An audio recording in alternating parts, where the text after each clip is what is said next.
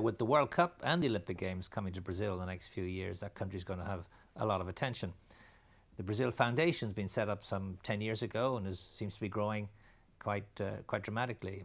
When I was in New York, I met with Leona Foreman and Patricia Lobacaro, and we talked about how the foundation is growing and its plans for the future. Okay, so how did the Brazil Foundation get started? I retired from a 20-year career at the United Nations where I worked with NGOs and with the media. And having worked with NGOs, I saw how difficult it was for them to raise money for projects that they often had that were more flexible, more inventive, more effective than some of the government or even the private sector projects in terms of trying to make life better for more people, especially at the local level, at the community level. And having lived in New York and known some of the diaspora foundations here, I thought Brazil was ready for having a diaspora contribute to making the country better, more just, more equitable. And so there are over 1.2 million Brazilians in the diaspora. And although very charitable, Brazilians are generous and charitable, social investment as such, looking for results for the money invested, was something very new to them. And they were very, very doubtful about the work of NGOs. People who lived in this country were very doubtful about the work of NGOs in Brazil. So the challenge was to have them gain confidence in the work of nonprofit organizations in Brazil. And we started that by creating a series of talks called Talk Series, Ideas That Transform Brazil. That's right. Ideas That Transform Brazil. And Patricia came to one of those in the very beginning. We started in the year 2000, so we started with the talk series in 2001. And people would come and would listen to representatives of NGOs who would come to New York, whether to conferences, whether to the UN, and we would invite them to come and talk, and each time the group grew in terms of new people joining, and people became interested in participating as volunteers in what we were trying to accomplish. We got our very first grant. We started with zero. No money, no place, no sponsors, no backers. And a very new idea in terms of how to bring social investment to Brazil. And the first grant we got to start working was from the Avina Foundation. Avina Foundation gave us $20,000 to start 2 offices, one in New York, one in Rio, and $5,000 of that money had to be kept aside so we would be able to match it with another $5,000 before we could spend it in grant making. And that's what happened. And people started organizing events to raise money, to raise those $5,000, and we did. And what would you say was the key factor for the success of the growth of the organization? Key factor. I don't know. I think the talk series that we just referred to helped build confidence in Brazil's third sector.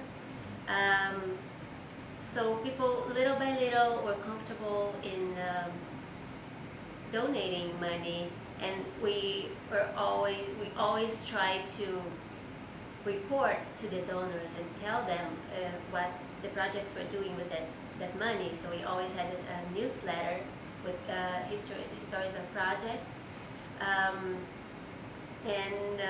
You know, Brazil Foundation is a philanthropic bridge between US and Brazil. And so that's how we started. Do you find when people get engaged with Brazil through philanthropy that other things happen? That it's a gateway to other activities, would you say?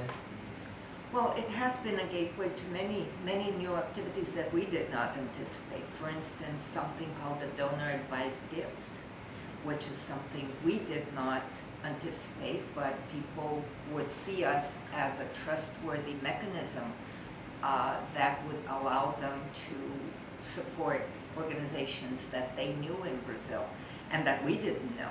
But we would do due diligence in a way and find if those organizations were within our criteria of trustworthiness and effectiveness and efficiency, and we would accept the resources, and that grew out of unexpectedly.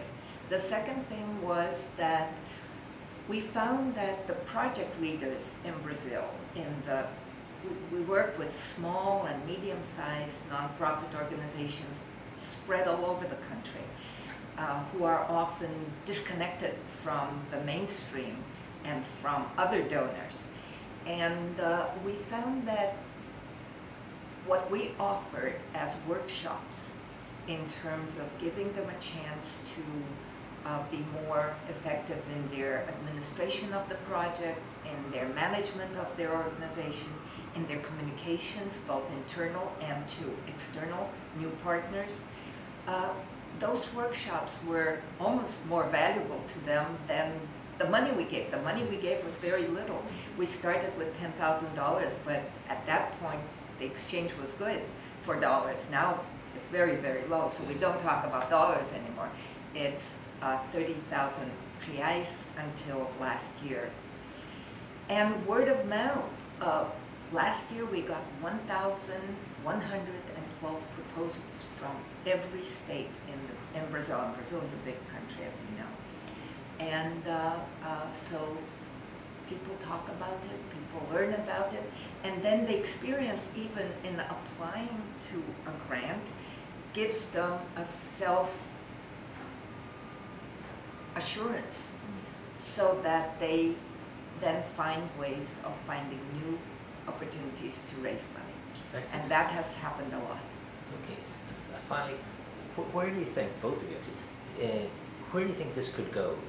Where could the Brazil Foundation be in 10 years from now, based on what has happened? What do you think? What's your dream? What we hope to accomplish now, last year was our 10th anniversary, and we were able to launch an endowment campaign.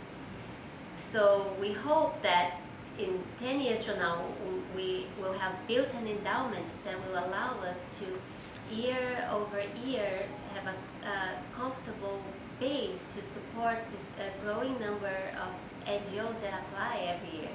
So until 2 years ago, we had no endowment. We had to raise money that year, and we didn't know in the beginning of the year how much money we were going to be able to raise that year, and so how much money we were going to be able to give in grants the following year.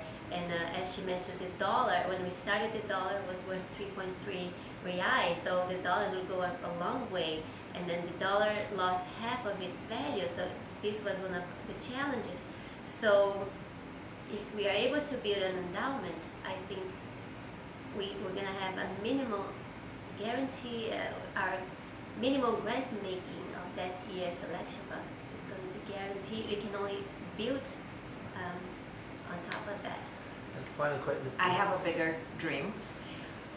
We are starting this year in Rio what I hope will develop over years into a community foundation for the city as a whole, with people in Rio contributing to this fund. It's a community fund, so that issues that are not being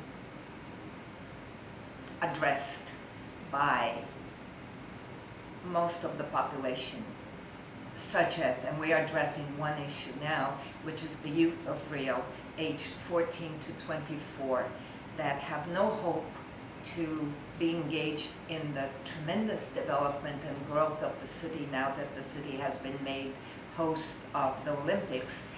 we're hoping that the population will get interested in being able to contribute. And again, the confidence is a big issue, and the Experience of Brazil Foundation to make that happen is a big plus. And we're hoping that if the fund, the Carioca Fund it's called, Carioca is the person who lives in Rio, the Carioca Fund becomes a community foundation over time, maybe similar kind of foundations will be able to come up in other cities where young people, and Brazil is a young country, and young people need an opportunity.